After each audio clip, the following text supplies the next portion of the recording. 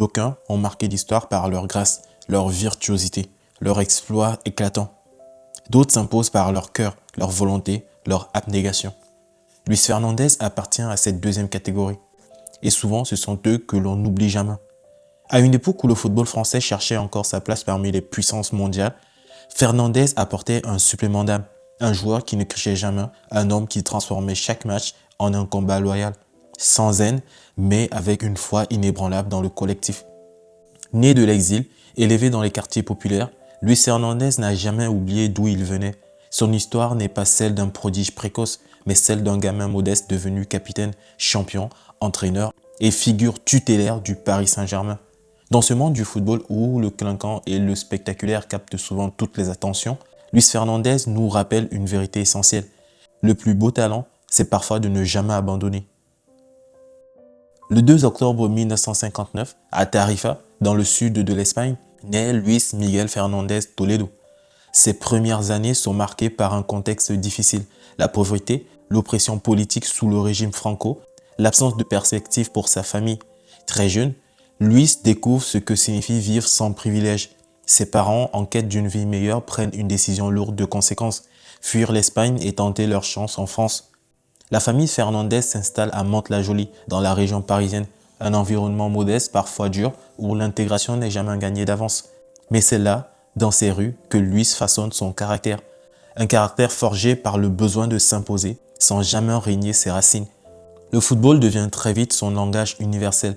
Pas besoin de mots pour jouer, pas besoin d'explications pour courir après un ballon et se battre sur un terrain vague. Chaque match improvisé dans la poussière des cités est pour lui une leçon, la solidarité, le respect et l'effort. Luis n'est pas le plus doué techniquement, mais il est celui qui court le plus, qui tacle le plus dur, qui ne renonce jamais. Et cela finit par payer. Très jeune, il intègre un petit club local, puis attire l'attention des recruteurs du Paris Saint-Germain. Un jeune club ambitieux qui cherche à construire son avenir. À l'époque, Luis Fernandez n'a que 18 ans. Il ne sait pas encore qu'il vient de franchir la première marche vers une carrière hors du commun, ni que le PSG deviendra l'histoire d'une vie. Quand Luis Fernandez débute en équipe première du Paris Saint-Germain en 1978, il n'est encore qu'un jeune joueur plein de promesses, un peu frustré mais déjà habité par une détermination rare. Le PSG, lui, est un club tout juste fondé quelques années plus tôt, en quête d'identité et de reconnaissance dans le paysage du football français. Très vite, Fernandez va devenir l'un de ses piliers, par son abattage au milieu de terrain, son endurance exceptionnelle et sa capacité à insuffler de l'énergie à toute une équipe. Il s'impose comme l'âme du collectif. Pendant 10 saisons, sous le maillot parisien, de 1978 à 1986, il devient capitaine et surtout le visage d'un PSG qui apprend à rêver plus grand. Avec Fernandez, le club décroche ses premiers succès d'envergure. Coupe de France en 1982 face à Saint-Étienne au tir au but, Coupe de France en 1983 contre Nantes et s'installe progressivement parmi les clubs respectés de France. À Paris, Luis Fernandez dispute plus de 225 matchs de championnat, laissant une empreinte indélébile, celle d'un joueur fidèle, combatif, respecté, même par ses adversaires. En 1986, après 8 ans de bons et loyaux services au PSG, il choisit de relever un nouveau défi. Il rejoint le Racing Club de Paris, ambitieux projet parisien financé par Jean-Luc Lagardère, censé concurrencer les plus grands clubs européens. Fernandez y retrouve quelques anciennes gloires et côtoie des joueurs d'expérience, mais l'aventure du Racing tourne court. Malgré de lourds investissements, l'équipe peine à atteindre les objectifs qui lui sont fixés et vit surtout des désillusions. Après 3 saisons au Racing, de 1986 à 1989, Luis décide de donner une nouvelle orientation à sa fin de carrière. Il traverse la frontière espagnole pour rejoindre le Matra Racing, devenu RC Paris, puis ensuite Cannes, où il termine son parcours de joueur.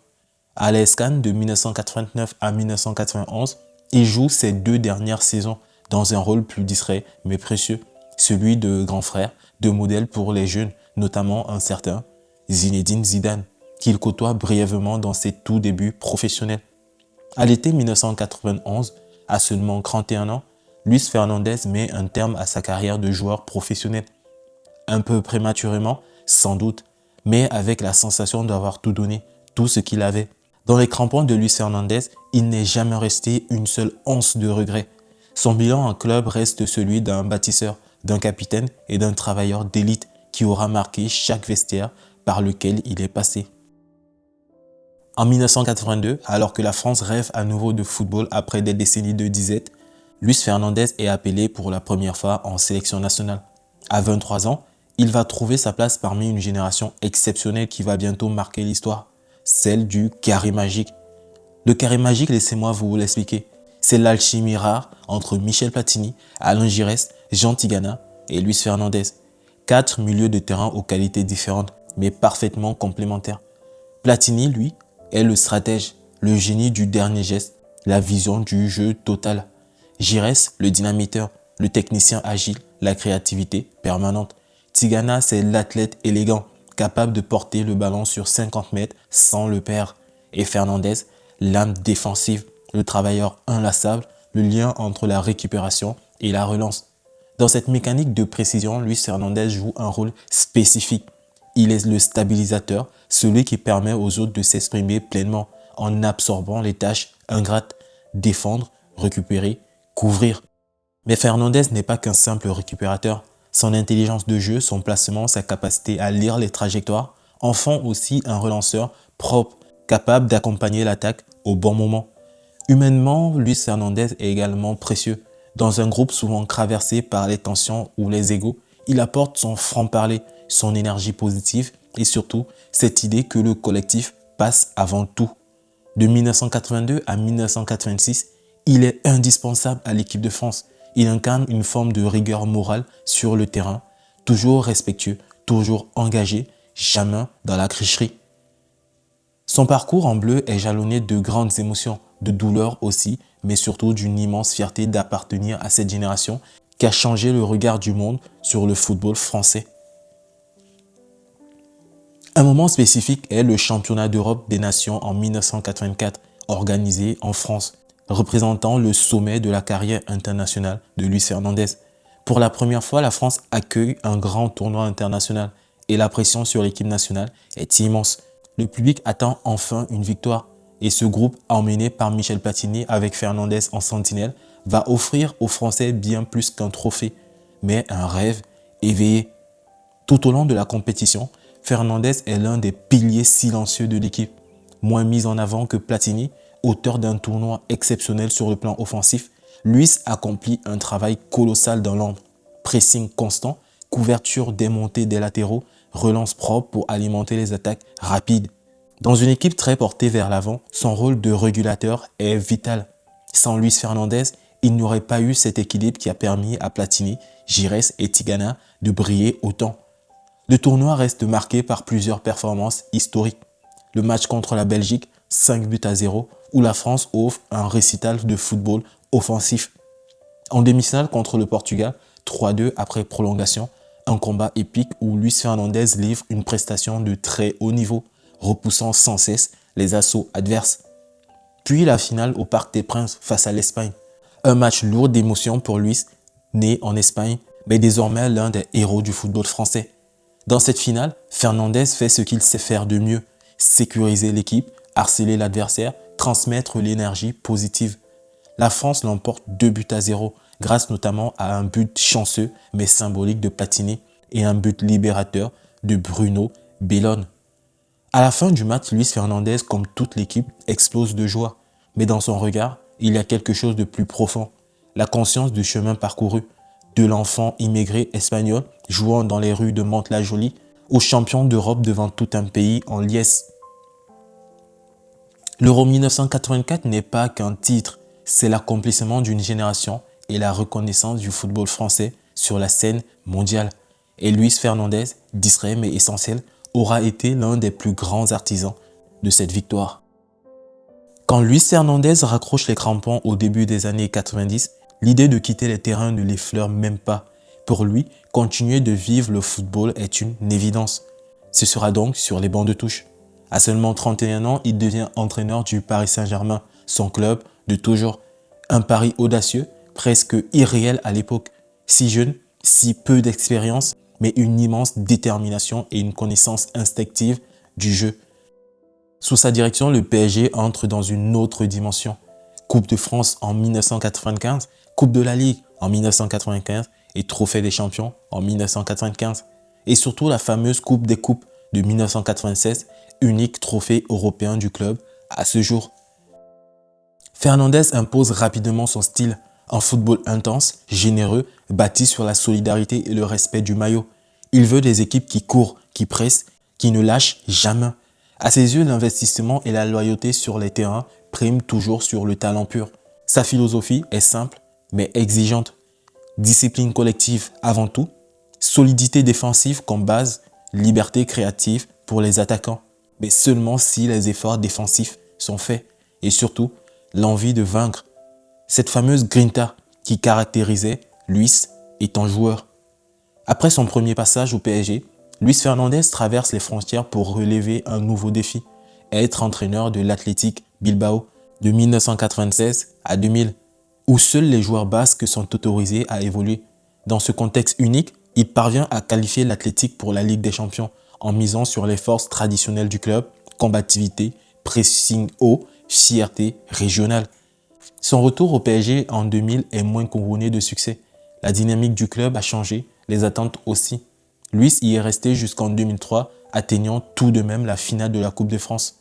Par la suite, il multiplie les expériences. L'Espagnol Barcelone en Espagne, Al Rayyan et Al Sadd au Qatar, sélection nationale d'Israël, Betis Séville, Stade de Reims. Partout, Luis Fernandez essaie d'inculquer la même idée, que le football est avant tout une histoire d'âme, d'engagement total pour l'équipe. Mais avec l'évolution du football moderne vers plus de technicité et de calcul, sa méthode fondée sur la passion et l'instinct rencontre parfois ses limites. Son style d'entraîneur, très direct, très humain, basé sur la sincérité et la proximité avec les joueurs, l'a rendu très apprécié dans certains vestiaires, mais aussi parfois contesté, notamment face à des générations moins sensibles à ce type de management.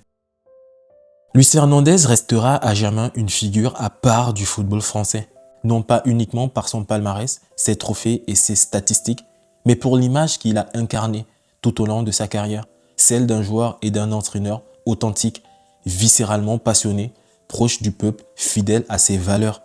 Comme joueur, il a laissé une trace indélébile. Il a été l'un des premiers symboles d'une France multiculturelle qui triomphe.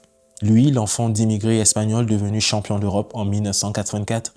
Il a montré que la générosité, le courage, l'abnégation pouvaient faire autant rêver que le talent pur. Son style de milieu de terrain, travailleur intelligent, généreux, a inspiré plusieurs générations de joueurs français, des Deschamps au Matuidi.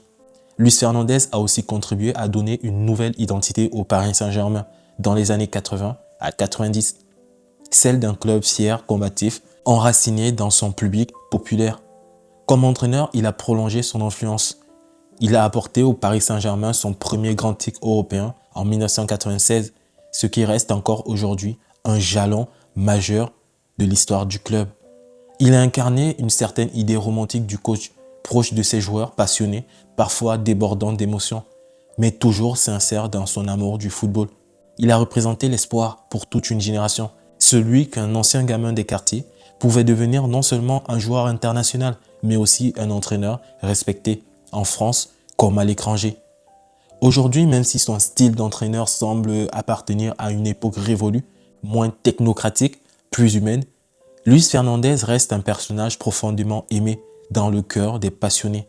Son franc-parler, sa bienveillance, son amour pour le maillot et pour les supporters lui ont assuré une place éternelle dans l'histoire du football français.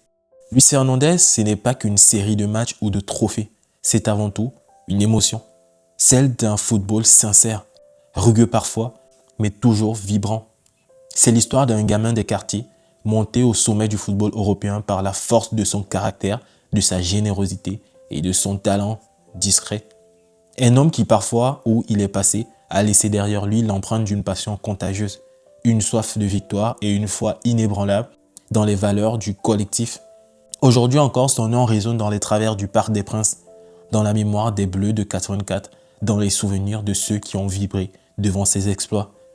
Luis Fernandez n'a jamais triché. Il a joué, il a dirigé, il a aimé sans réserve. Et c'est sans doute pour cela qu'il reste, pour tant d'amoureux du football, l'un des derniers grands romantiques de ce sport devenu si froid. Luis Fernandez, C'est l'âme d'un football qui ne crichait pas. Et cette âme, elle continue à ce jour de briller. Ce fut un réel plaisir de vous faire cette vidéo.